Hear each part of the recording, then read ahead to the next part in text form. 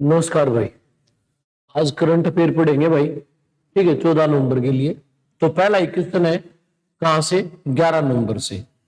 National education day कब celebrate किया जाता है भाई? जो नेशनल एजुकेशन डे है वो 11 नवंबर को किया जाता है, सेलिब्रेट किया जाता है। क्यों? क्योंकि 11 नवंबर को ना भारत के स्वतंत्र भारत के पहले शिक्षा मंत्री मौलाना अबुल कलाम आजाद की क्या भाई जयंती है।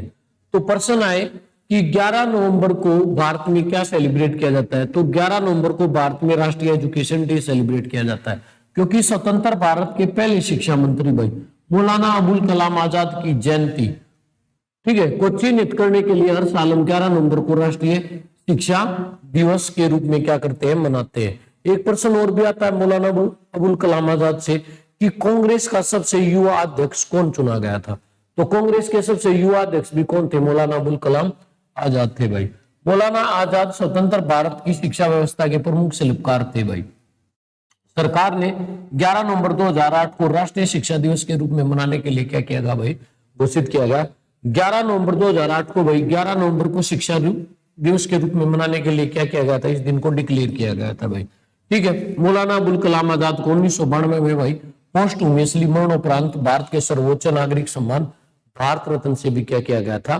सम्मानित किया गया था। तो 11 नवंबर को क्या सेलिब्रेट किया जाता है भाई? नेशनल एजुकेशन डे में सेलिब्रेट किया जाता है। ठीक, और ये कांग्रेस के सबसे क्या रहे थे भाई? युवा अध्यक्ष भी रहे थे। नाम क्या था? मौलाना अबुल कलाम आजाद भाई।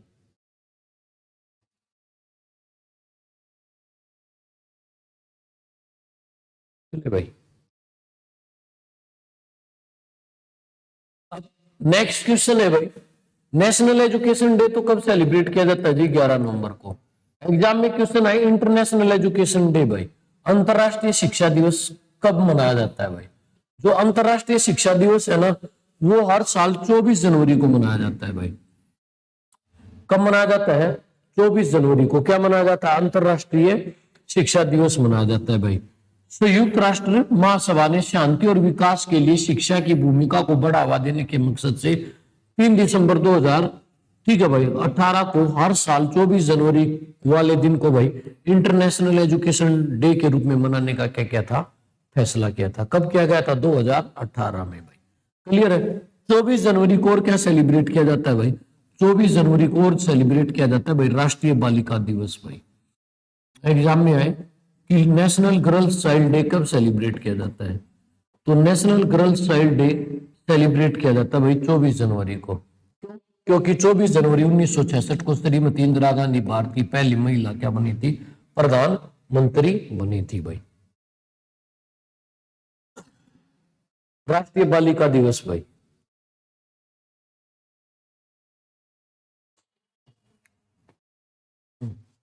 बढ़ते हैं अगले प्रश्न पर भाई। टसी गंग भाई हिमाचल प्रदेश का एक ये स्थान है भाई। टसी गंग हिमाचल प्रदेश में दुनिया का सबसे ऊंचा मतदान केंद्र बना है भाई।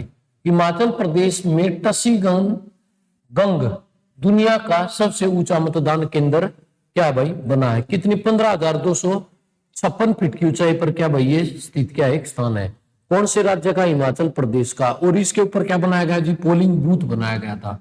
इसीलिए प्रश्न बनता है कि विश्व का सबसे ऊंचा क्या भाई पोलिंग बूथ कौन सा है भाई? सबसे ऊंचा मतदान केंद्र कौन सा है? तो वो है टसीगंज, टसीगंग भाई। और टसीगंग कहां पर है? हिमाचल प्रदेश के अंदर है। 12 नवंबर 2022 को टसीगंग विधानसभा चुनाव में पहली बार क्या मतदान होंगे भाई? हो चुके हैं। टसीगंग की स्थापना 2019 में की गई थी। यह दूरवर्ती गांव लाहौल स्पीति जिले में क्या भाई स्थित है? यह गांव भाई लाहौल स्पीति डिस्ट्रिक्ट में आता है, महाराष्ट्र, जो मंडी संसदीय क्षेत्र के अंतर्गत आता है। इससे पहले, ठीक है, कि कीम को सबसे ऊंचा क्या दिया गया था भाई?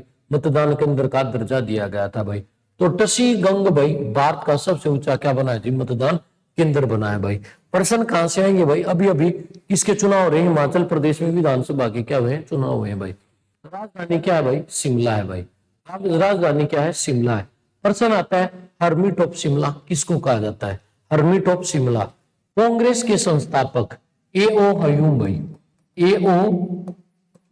हयूम का यदि आप लोगों ने नाम सुना हो, जिन्होंने 28 दिसंबर 1885 को भाई 28 दिसंबर 1885 को किसकी स्थापना की थी? आईएनसी, इंडियन नेशनल कांग्रेस की क्या की थी? स्थापना की थी। वो सेवानिवृत्त होने के बाद शिमला में जा बसे थे और अंग्रेजों के खिलाफ लोगों को क्या करते थे? अवेयर करते थे। इसीलिए ठीक है, ये उनको आर्मी टॉप क्या कहा जाता है भाई? शिमला कहा जाता है। ठीक है, हिमाचल प्रदेश राज्य कब बना भाई? पहले यूटी था 25 जनवरी, ठीक है, 1971 को हिमाचल प्रदेश क्या बना? राज्य बना भाई। ठीक है, और यही याद रखना, हरियाणा के बाद स्टेट बना था, ये भारत का 18वां स्टेट बना था। 25 जनवरी को क्या मनाया जाता है? तो नेशनल वोटर डे भाई, राष्ट्रीय मतदाता दिवस भाई। मतदाता दिवस कब मनाया जाता है? मतदाता दिवस कब मनाया जाता है भाई? 25 जनवरी को मनाया जाता है, क्योंकि 25 जनवरी 1950 को चुनाव आयोग की भी क्या हुई थी? स्थापना हुई थी भाई। हिमाचल प्रदेश भाई प्रेजेंट में हिमाचल प्रदेश के जो राज्यपाल है उनका नाम क्या भाई? राजेंद्र विश्वनाथ अरंगलेश अरेलिंकर। ठीक है, चीफ मिनिस्टर कौन है? जयराम ठाकुर भाई।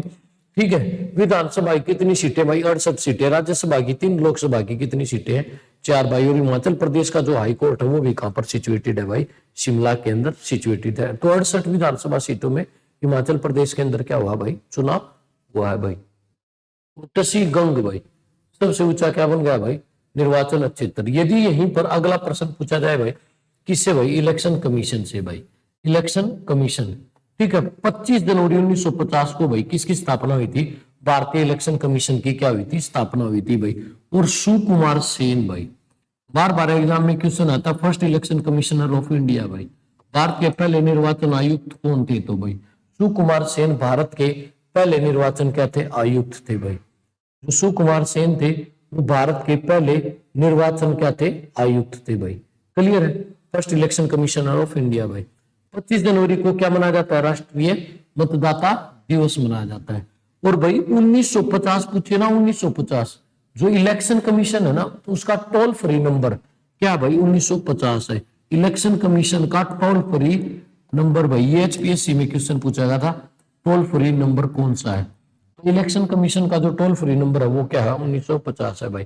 प्रेजेंट में भारत के जो इलेक्शन कमिश्नर है भाई, पता नहीं कैसे लगा रखे अपना। ठीक है, इलेक्शन कमिश्नर है उनका नाम क्या है भाई? राजीव कुमार है भाई। और अन्य कौन है भाई? अनूप चंद्र पांडे है भाई। ठीक है, प्रेजेंट में भारत के जो इलेक्शन कमिश्नर है उनका नाम क्या भाई? राजीव कुमार है भाई। ठीक है, कौन है? Rajiv Kumar, chief election commissioner of India, IOC भाई।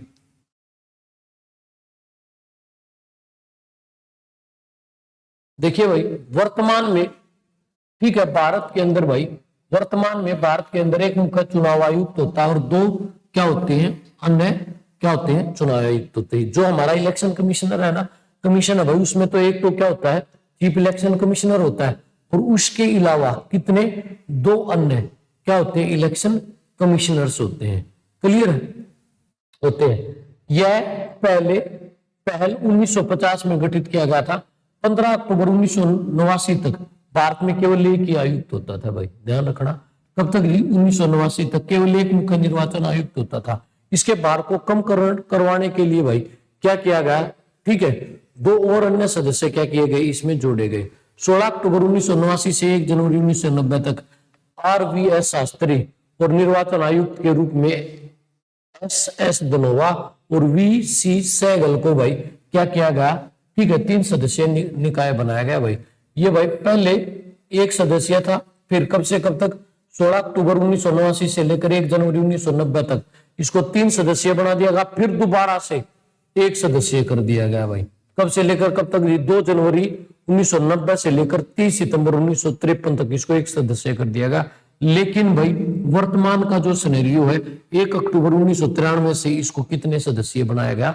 3 सदस्यीय। पहले ये 1 सदस्यीय था, फिर 3 सदस्यीय किया गया, फिर दोबारा से 1 सदस्यीय किया गया। मुख्य चुनाव आयुक्त और अन्य चुनाव आयुक्तों की नियुक्ति भारत का कौन करता है भाई? राष्ट्रपति करता है। मुख्य चुनाव आयुक्त का कार्यकाल कितने वर्ष का होता है? 6 वर्ष का, या 65 वर्ष की क्या होती है? आयु होती है। जो भी पहले हुए भाई, या तो 6 वर्ष पहले पूरे हो जाए या 65 वर्ष की आयु भाई। जबकि अन्य चुनाव आयुक्तों का कार्यकाल 6 वर्ष और 62 वर्ष की क्या होती है? आयु भाई, जो भी पहले हो भाई। चुनाव आयुक्त का सम्मान और वेतन भाई सर्वोच्च न्यायालय के न्यायाधीश के क्या होता है, समान होता है भाई। सर्वोच्च न्यायालय का जो न्यायाधीश है उसका वेतन कितना होता है भाई, 2.5 लाख रुपए होता है भाई। कितना होता है, 2.5 लाख रुपए होता है। और चीफ जस्टिस ऑफ इंडिया का वेतन कितना होता है भाई, 2,80,000 रुपए होता है भाई। चुनाव आयुक्त को संसद के द्वारा महाभियोग के जरिए हटाया जा सकता है, इम्पीचमेंट के जरिए क्या किया जा सकता है भाई, हटाया जा सकता है। जब उसके ऊपर किसके आरोप लगे भाई, संविधान की अवहेलना के आरोप लगे भाई। बढ़ते हैं अगले प्रश्न में भाई। देखिए भाई अगला प्रश्न क्या है, उत्तर प्रदेश में 2023 के खेलो इंडिया यूनिवर्सिटी गेम्स की क्या करेगा जी, मेजबानी करेगा भाई। ध्यान से सुनो भाई, खेलो इंडिया यूथ गेम्स होते हैं और खेलो इंडिया यूनिवर्सिटी गेम होते हैं भाई। ठीक है, गेम्स की कौन करेगा मेजबानी, उत्तर प्रदेश करेगा भाई। उत्तर प्रदेश 2023 में खेलो इंडिया जो गेम्स है, जो खेलो इंडिया यूनिवर्सिटी गेम्स की क्या करेगा, मेजबानी करेगा। जो इसका कौन सा संस्करण रहेगा भाई, 3rd एडिशन रहेगा। लखनऊ के बहुअनुशासन प्रतियोगिता का मुख्य मेजबान शहर होगा भाई। कहां पर जी, लखनऊ। लखनऊ किसकी कैपिटल है भाई, उत्तर प्रदेश की। कौन सी नदी के किनारे बसा हुआ शहर है भाई, गोमती नदी के किनारे क्या है भाई, बसा हुआ शहर है भाई। कौन सा भाई, गोमती नदी के किनारे बसा हुआ शहर है लखनऊ। लखनऊ को क्या कहा जाता है, नवाबों का शहर कहा जाता है। चौधरी चरण सिंह अंतरराष्ट्रीय हवाई अड्डा भाई, चौधरी चरण सिंह अंतरराष्ट्रीय हवाई अड्डा कहां पर है, लखनऊ में। केंद्रीय औषधि, ठीक है भाई, विश्व अनुसंधान संस्थान भी कहां पर है, लखनऊ में, जिसमें देश भर से 6,000 एथलीट क्या करेंगे, भाग लेंगे। खेलो का उद्घाटन संस्करण भाई, जो ये खेल थे पहली बार खेलो इंडिया यूनिवर्सिटी गेम भाई, इनका आयोजन 2020 में कहां पर किया गया था, उड़ीसा में किया था। जबकि 2022 में इनका दूसरे संस्करण की मेजबानी किसको करनी है जी, कर्नाटक को करनी है भाई। पहले कहां पर हुए थे, उड़ीसा में, दूसरे कहां पर होंगे, कर्नाटक में, और तीसरे कहां पर होंगे, उत्तर प्रदेश में भाई। नेशनल स्पोर्ट्स डे कब मनाया जाता है भाई, हर साल हम 29 अगस्त को क्या मनाते हैं, राष्ट्रीय खेल दिवस मनाते हैं भाई। ठीक है, किसका जन्म दिवस भाई, ठीक है, किसका जन्म दिवस भाई, ठीक है, मेजर ध्यानचंद का जन्म दिवस भाई। मेजर ध्यानचंद का जो जन्म दिवस है भाई, वो किसके रूप में मनाते हैं भाई, खेल दिवस के रूप में मनाते हैं भाई। और इसी दिन भारत का सर्वोच्च खेल पुरस्कार भी दिया जाता है। भारत का खेल में दिए जाने वाला सर्वोच्च पुरस्कार कौन सा भाई, खेल में जो पुरस्कार दिया जाता है सर्वोच्च, उसका नाम पहले तो राजीव गांधी खेल रत्न था, उसका नाम बदलकर क्या कर दिया गया, मेजर ध्यानचंद खेल रत्न अवार्ड कर दिया गया भाई। खेल रत्न अवार्ड कर दिया गया है। ये जो पुरस्कार है इसकी शुरुआत कब से हुई थी भाई, 1991 और 92 से राजीव गांधी खेल रत्न पुरस्कार के रूप में इसकी क्या हुई थी, शुरुआत हुई थी। किसकी भाई, मेजर ध्यानचंद खेल रत्न पुरस्कार की भाई। सबसे पहले ये पुरस्कार किसको दिया गया था, सबसे पहले ये पुरस्कार दिया गया था विश्वनाथ आनंद को भाई। विश्वनाथ आनंद को सुना है भाई नाम किसी ने, विश्वनाथ आनंद का भाई। विश्वनाथ आनंद किससे संबंधित है, शतरंज के क्या है, खिलाड़ी। सबसे पहले इनको दिया गया। यदि प्रश्न आए भाई किस महिला को सबसे पहले, ठीक है, भारतीय महिला खिलाड़ी जिसको भाई सबसे पहले राजीव गांधी खेल रत्न पुरस्कार मिला था भाई, या मेजर ध्यानचंद खेल रत्न पुरस्कार मिला था, उसका नाम क्या था भाई, कर्णम मल्लेश्वरी देवी थी। इन्होंने वर्ष 2000 में सिडनी ओलंपिक के अंदर, जो सिडनी में ओलंपिक हुए थे उनके अंदर इन्होंने भारोत्तोलन में भाई वेट लिफ्टिंग में क्या जीता था भाई, कांस्य पदक जीता था। किसने भाई, कर्णम मल्लेश्वरी ने। पहला क्रिकेटर जिसको भाई मेजर ध्यानचंद पुरस्कार मिला भाई वो कौन था भाई, सचिन तेंदुलकर था भाई। कौन था भाई, सचिन तेंदुलकर भाई। अगला प्रश्न है भाई, पहला पैरा ओलंपियन भाई, पैरा खिलाड़ी भाई, ओलंपियन भाई, ओलंपियन भाई। पहला पैरा ओलंपियन था देवेंद्र झांझरिया भाई। ये जेवेलियन फेंकता भाई, ठीक है, भाला फेंकता देवेंद्र झांझरिया भाई, ये राजस्थान से है भाई। ये पहला ओलंपियन खिलाड़ी था भाई जिसको क्या दिया गया था, क्या दिया गया था, मेजर ध्यानचंद खेल रत्न पुरस्कार दिया गया था। पहली महिला पैरा ओलंपियन खिलाड़ी भाई, पहली महिला पैरा ओलंपियन खिलाड़ी, उसका नाम है दीपा मलिक भाई, जिसको क्या दिया गया था, मेजर ध्यानचंद खेल रत्न क्या दिया गया था भाई, पुरस्कार दिया गया था भाई। और भारत के अंदर एक खिलाड़ी है भाई, ठीक है, जिसका नाम है पुपेला गोपीचंद भाई, पुपेला गोपीचंद। ये बैडमिंटन का खिलाड़ी भाई, आप लोगों ने खूब नाम इनका सुना होगा। पुपेला गोपीचंद भारत का एकमात्र ऐसा खिलाड़ी है जिसको तीनों खेल के सर्वोच्च अवार्ड मिले। अर्जुन अवार्ड भी इनको मिला है भाई, अर्जुन अवार्ड भी मिला भाई इनको। मेजर ध्यानचंद खेल रत्न अवार्ड भी मिला भाई, ध्यानचंद खेल रत्न अवार्ड भी मिला। और गुरु द्रोणाचार्य अवार्ड भी मिला है भाई। गुरु द्रोणाचार्य अवार्ड भी इनको क्या है भाई मिला है। तो भाई खेलो इंडिया यूनिवर्सिटी गेम्स की शुरुआत कहां से होगी? उत्तर प्रदेश से। प्रेजेंट में जो वर्तमान में भारतीय खेल और युवा मामलों के मंत्री हैं उनका नाम क्या है? अनुराग ठाकुर है भाई। क्या नाम है? अनुराग ठाकुर है भाई। क्लियर है जी। तो यूनिवर्सिटी गेम कहां पर होंगे जी? 2023 के जो यूनिवर्सिटी गेम है ये कहां पर होंगे? लखनऊ के अंदर होंगे भाई। सबसे पहले कहां पर हुए थे? उड़ीसा में। दूसरे कहां पर? कर्नाटक में भाई।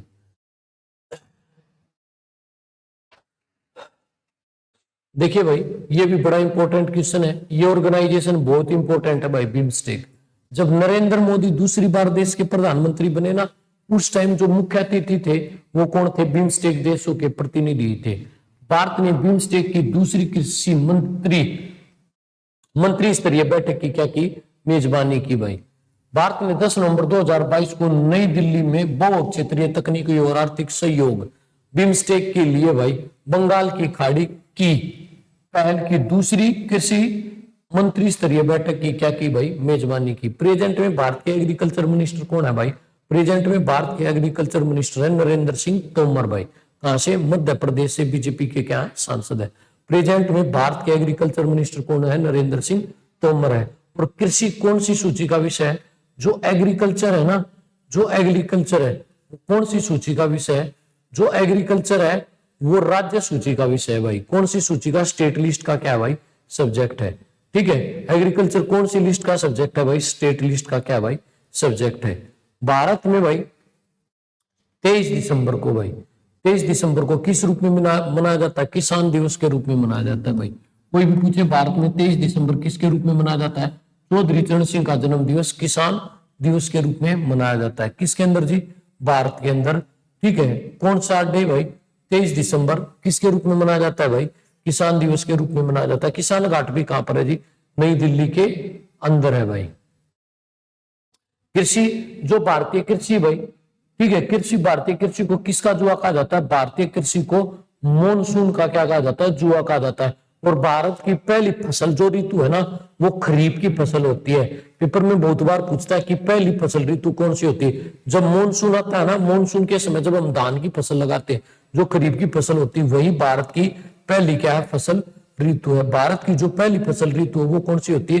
खरीफ की होती है भाई। कौन सी होती है भाई? खरीफ की। और एक प्रश्न आप सब याद रखना, हरित जो क्रांति थी, जो ग्रीन रेवोल्यूशन था, उसका जनक विश्व में किसको कहा जाता है? हरित क्रांति का विश्व में जनक किसको माना जाता है? नॉर्मन बोरलो को माना जाता है। ग्रीन रेवोल्यूशन का वर्ल्ड में फादर किसको कहा जाता है? ग्रीन रेवोल्यूशन का वर्ल्ड में जो फादर है ना वो नॉर्मन बोरलो को कहा जाता है। नॉर्मन बोरलो के अमेरिका के क्या थे? वैज्ञानिक थे। और भारत में ठीक हरित क्रांति का जनक किसको कहा जाता है? भारत में हरित क्रांति का जनक डॉक्टर MS स्वामीनाथन को कहा जाता है। और हरित क्रांति का सर्वाधिक प्रभाव किसके ऊपर पड़ा था भाई? ग्रीन रेवोल्यूशन का जो मैक्सिमम इफेक्ट पड़ा था वो किसके ऊपर पड़ा था? फूड ग्रेन्स, गेहूं और चावल के ऊपर। भारत में खाए जाने वाला सर्वाधिक जो खाद्यान्न है उसका नाम क्या है? चावल। और दूसरा जो खाद्यान्न है भाई उसका नाम क्या है? गेहूं भाई। देखिए भाई अभी आ गया कृषि मंत्री नरेंद्र सिंह तोमर की अध्यक्षता में हुई बैठक में भूटान, बांग्लादेश, नेपाल, म्यांमार और श्रीलंका और थाईलैंड के कृषि मंत्रियों ने क्या लिया भाई? भाग लिया। बिम्स्टेक का मुख्यालय कहां पर है जी? ढाका में। भाई इंटरनेशनल ऑर्गेनाइजेशन पेपर में खूब आती है। बिम्स्टेक है उसका जो हेडक्वार्टर है वो कहां पर है? ढाका के अंदर है भाई। बिम्स्टेक के बारे में यदि बात करें, बंगाल की खाड़ी बहु क्षेत्रीय तकनीक और आर्थिक सहयोग पहल 7 दक्षिणी एशियाई और दक्षिणी पूर्वी एशियाई देशों के एक क्या भाई? अंतरराष्ट्रीय क्या है? संगठन है। सदस्य कौन कौन है? बांग्लादेश, भूटान, भारत, म्यांमार, श्रीलंका, ठीक है, नेपाल भाई और थाईलैंड भाई। ठीक है, इसका जो सेक्रेटरीट है भाई वो कहां पर है? ढाका। ढाका किसकी कैपिटल है भाई? बांग्लादेश की कैपिटल है। ढाका किसके लिए मशहूर थी? ढाका का जो मलमल होता था ना, मलमल का जो कपड़ा होता था उसके लिए क्या था? मशहूर था भाई। और ध्यान रखना, ठीक है, बांग्लादेश की क्या है? कैपिटल है। बांग्लादेश की जो प्रेजेंट में प्रधानमंत्री उनका नाम क्या है? शेख हसीना। भारत की सबसे लंबी जो बाउंड्री लाइन है भाई, स्थलीय सीमा किसके साथ लगती है? बांग्लादेश के साथ। क्या नाम है? 3 बीघा कॉरिडोर। भारत और बांग्लादेश के बीच में भाई कौन सी ट्रेन चलती है? तो मैत्री एक्सप्रेस चलती है भाई। 1997 में क्या हुई? स्थापना हुई भाई। अध्यक्षता 2018 से किसके पास है? श्रीलंका के पास भाई। और महासचिव कौन है भाई? तेंजिंग लेकफेल भाई, इसके क्या है जी, महासचिव है। तो बिम्स्टेक, ठीक है भाई, बंगाल की खाड़ी का बहु क्षेत्रीय तकनीकी और आर्थिक सहयोग की क्या है कि पहला, और ये इसके क्या है भाई, सदस्य देश है भाई। बढ़ते हैं अगले प्रश्न में भाई। एनएफडीबी को मिला इंडियन एग्री बिजनेस अवार्ड 2022 भाई, ठीक है। एनएफ, ठीक है, डीबी भाई, मत्स्य पालन, पशुपालन और डेयरी राज्य मंत्री भाई, ये डेयरी राज्य मंत्री स्टेट मिनिस्टर है भाई, संजीव बालियान भाई। संजीव बालियान ने 10 नवंबर 2022 को राष्ट्रीय मत्स्य विकास सम्मेलन बोर्ड को इंडिया एग्री बिजनेस अवार्ड 2022 से क्या किया गया, प्रदान किया गया भाई। मत्स्य भाई, भारत में सबसे ज्यादा कौन सी मछलियों का उत्पादन किया जाता है, भारत में सबसे ज्यादा झींगा मछलियों का क्या किया जाता है, उत्पादन किया जाता है भाई। मत्स्य, ठीक है, उद्योग के लिए क्रांति आई थी भाई, जिसका नाम क्या था, ठीक है, ऑपरेशन फ्लड जिसको कहा जाता है भाई, क्या भाई, ऑपरेशन फ्लड भाई, ठीक है, का संबंध इसी से था भाई, ठीक है। नीली क्रांति जिसको कहते हैं। भारतीय अंतरराष्ट्रीय कृषि व्यापार एवं प्रौद्योगिकी मेला 2022 में शेक के रूप में पुरस्कार प्रदान किया गया। 9 से 11 नवंबर के बीच दिल्ली में आयोजित किया गया था। इसका आयोजन Indian chambers of food and agriculture के द्वारा किया गया था। यदि पूछा जाए भाई राष्ट्रीय मत्स्य विकास बोर्ड के बारे में भाई, ये क्या, राष्ट्रीय मत्स्य विकास बोर्ड एनएफडीबी भाई, इसकी स्थापना कब हुई थी भाई, 2006 में इसकी क्या हुई थी, स्थापना हुई थी। कब हुई थी, 2006 में क्या हुई थी, इसकी स्थापना हुई थी भाई, ठीक है। मछली उत्पादन और उत्पादकता को बढ़ाने के लिए एक स्वायत्त क्या भाई, संगठन के रूप में की गई थी। यह केंद्रीय मत्स्य पालन मंत्रालय के प्रशासनिक नियंत्रण के तहत काम करता है। भारत विश्व का तीसरा सबसे बड़ा मछली उत्पादक क्या भाई, देश है, जो वैश्विक उत्पादन का 7.96% हिस्सा है। एनएफडीबी के मुख्य कार्यकारी अध्यक्ष कौन है भाई, ये है डॉक्टर सी सुवर्णा भाई, और हेडक्वार्टर कहां पर है भाई, हैदराबाद के अंदर है भाई। तो भाई, ठीक है, इंडिया एग्रो बिजनेस अवार्ड 2022 किसको मिला है जी, ठीक है, एनएफडीबी भाई, ठीक है, नेशनल, ठीक है भाई, फिशिंग डेवलपमेंट बोर्ड को भाई। ये क्वेश्चन भाई पहले भी आया था आसियान के बारे में। उपराष्ट्रपति भाई, उपराष्ट्रपति प्रेजेंट में कौन है, भारत के जगदीप धनखड़ है। कौन से उपराष्ट्रपति बने, कौन से व्यक्ति हैं जो भारत के उपराष्ट्रपति बने हैं, ये भारत के 14वें उपराष्ट्रपति बने। कब बने हैं, 11 अगस्त 2008 को। कहां से संबंध है, राजस्थान के झुंझुनू से। ये उपराष्ट्रपति बनने से पहले कहां के राज्यपाल थे, ये उपराष्ट्रपति बनने से पहले बंगाल के क्या थे भाई, राज्यपाल थे। वेस्ट बंगाल के क्या थे भाई, राज्यपाल थे भाई। उपराष्ट्रपति आसियान भारत स्मारक शिखर सम्मेलन में भाग लेने के लिए कंबोडिया भाई, कहां पर जाएंगे, कौन से कंट्री में जाएंगे, कंबोडिया भाई। आपसे पूछा जाता है विश्व का सबसे बड़ा मंदिर कहां पर है भाई, तो विश्व का सबसे बड़ा जो मंदिर है, अंकोर वाट का जो मंदिर है, वो कहां पर है भाई, कंबोडिया के अंदर है। और किसका मंदिर है, भगवान विष्णु का मंदिर है भाई, ठीक है। कंबोडिया जाएंगे भाई। उपराष्ट्रपति vice president Jagdeep Dhankhar ASEAN Bharat स्मारक शिखर सम्मेलन और 70वें पूर्वी एशियाई शिखर सम्मेलन में भाग लेने के लिए 11 से 13 नवंबर 2022 तक कंबोडिया का दौरा करेंगे भाई। कंबोडिया आसियान के वर्तमान अध्यक्ष के रूप में शिखर सम्मेलन की मेजबानी कर रहा है भाई। उपराष्ट्रपति धनखड़ की यह पहली विदेश यात्रा है। वर्ष 2022 में भाई आसियान भारत संबंधों की तीसरी वर्षगांठ का प्रतीक है, और इसके लिए आसियान भारत मैत्री वर्ष के रूप में क्या किया जा रहा है, मनाया जा रहा है भाई। तो भारत के प्रेजेंट में जो क्या उपराष्ट्रपति है वो कहां पर जा रहे भाई, कंबोडिया भाई। अगले प्रश्न पर आते हैं भाई। जीवन विज्ञान डेटा के लिए भारत का पहला, जीवन विज्ञान डेटा के लिए भारत का पहला, ठीक है, राष्ट्रीय भंडार प्रकाशित, ठीक है, किसने किया भाई, केंद्रीय मंत्री डॉक्टर जितेंद्र सिंह ने भाई 10 नवंबर को हरियाणा के फरीदाबाद में जीवन विज्ञान डेटा के लिए भारत का पहला राष्ट्रीय भंडार भारतीय जैविक डेटा केंद्र क्या है, लॉन्च किया है भाई। यह भारत के सार्वजनिक रूप से वित्त पोषित अनुसंधानों में उत्पन्न सभी प्रकार के जीवन विज्ञान डेटा को संग्रहित करने के लिए अनिवार्य है। इसकी डेटा भंडारण क्षमता लगभग 4 पेटाबाइट है, और इसमें ब्रह्मा हाई परफॉर्मेंस कंप्यूटिंग सुविधा क्या है, उपलब्ध है भाई। तो भारत का पहला भाई क्या भाई, जीवन विज्ञान डेटा ठीक है। का राष्ट्रीय भंडार प्रकाशित करने के लिए केंद्र कहां पर खोला गया जी? फरीदाबाद में खोला गया। फरीदाबाद किसके अंदर है जी? हरियाणा के अंदर है। बाबा फरीद किसको नगरी कहा जाता है भाई?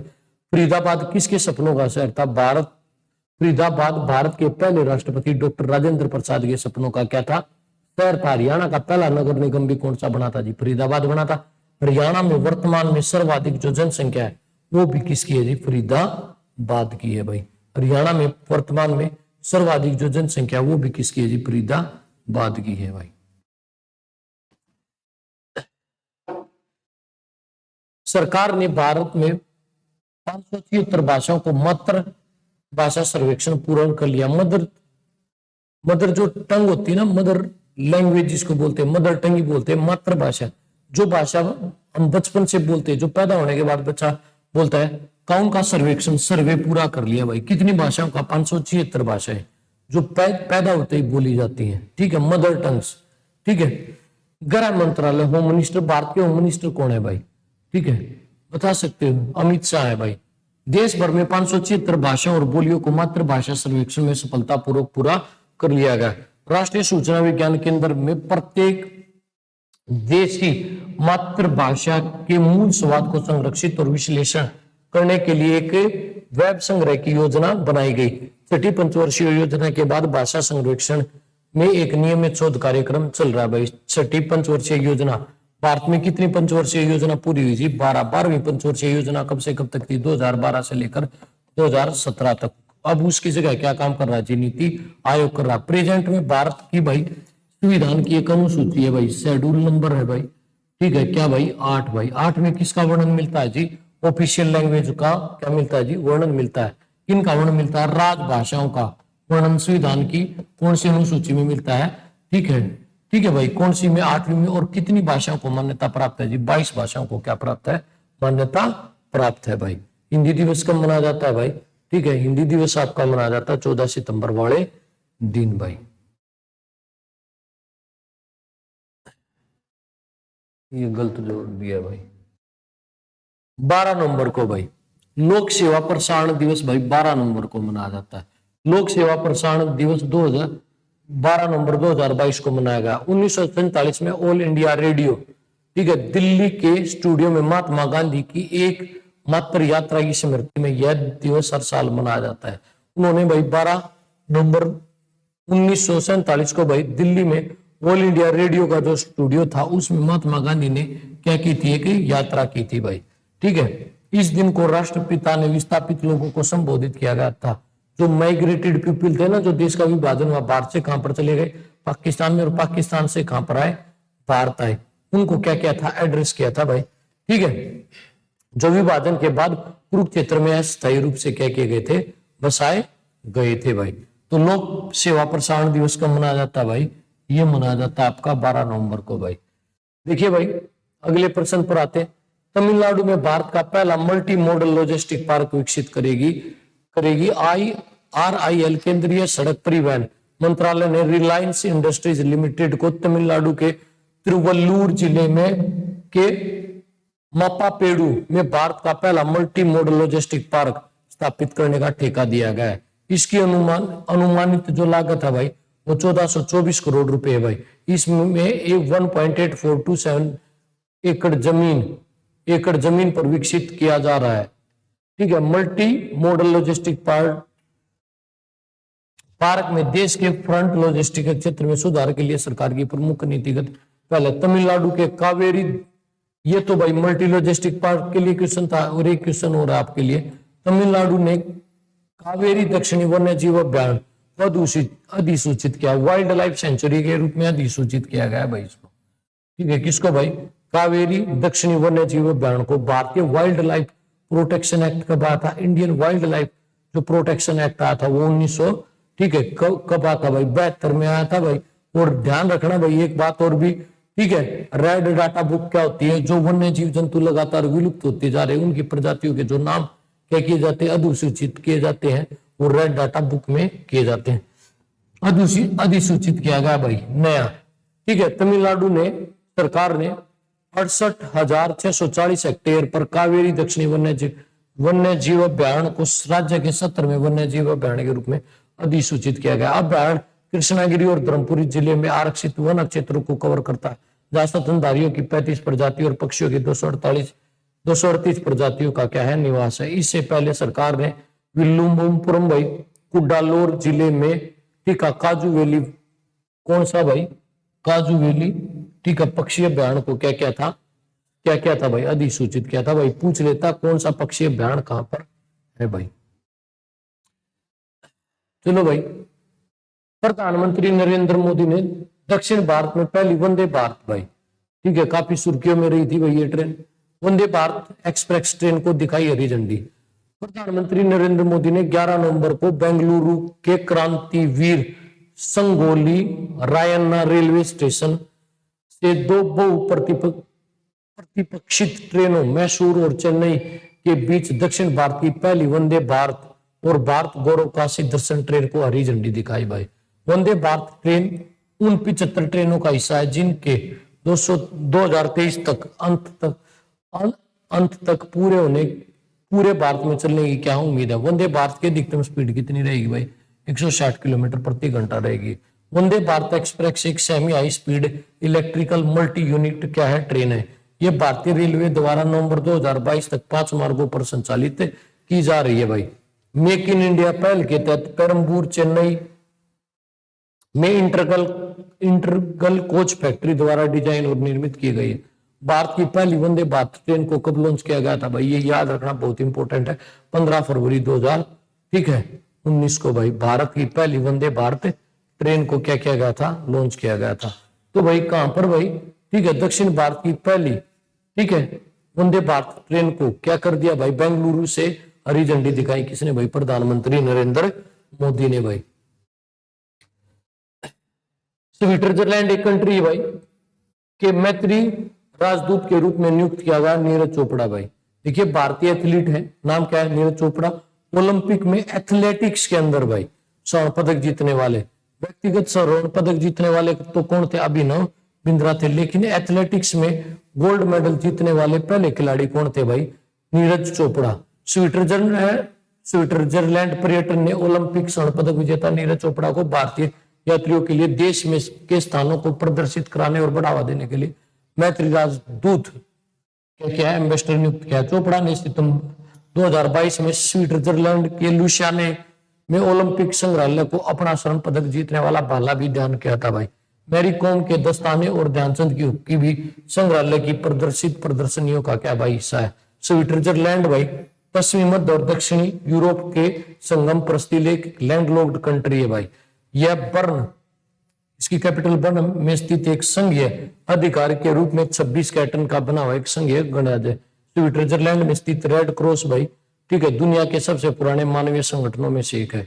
यूरोपीय संघ का हिस्सा नहीं है भाई। राष्ट्रपति कौन है, इग्नाजियो कैसियस भाई, और मुद्रा क्या है, स्विस फ्रैंक भाई। और स्विट्जरलैंड में जो संविधान संशोधन होता है ना, कॉन्स्टिट्यूशनल अमेंडमेंट होता है, वो किसके द्वारा होता है भाई, वो होता है ठीक है रेफरेंडम के द्वारा, जनमत संग्रह के द्वारा। विश्व निमोनिया दिवस कब मनाया जाता है भाई, 12 नवंबर को क्या मनाया जाता है, विश्व निमोनिया दिवस मनाया जाता है। ठीक है, निमोनिया रोग के बारे में जागरूकता बढ़ाने के लिए हर साल 12 नवंबर को विश्व निमोनिया दिवस मनाया जाता है। किसी भी संक्रमण के कारण फेफड़ों में सूजन होने को ही निमोनिया कहा जाता है। यह दुनिया भर में 5 साल से कम उम्र के बच्चों की मौत के लिए सबसे ज्यादा जिम्मेदार है। इस दिन को पहली बार 2009 में global coalition against children pneumonia के द्वारा मनाया गया भाई। और इसकी थीम क्या भाई, निमोनिया अफेक्ट्स एवरीवन भाई। ठीक है, तो विश्व निमोनिया दिवस कब मनाया जाता है भाई, 12 नवंबर को मनाया जाता है। तो ये था आज का करंट अफेयर भाई, और अगली क्लास में पढ़ेंगे। सुनने के लिए धन्यवाद।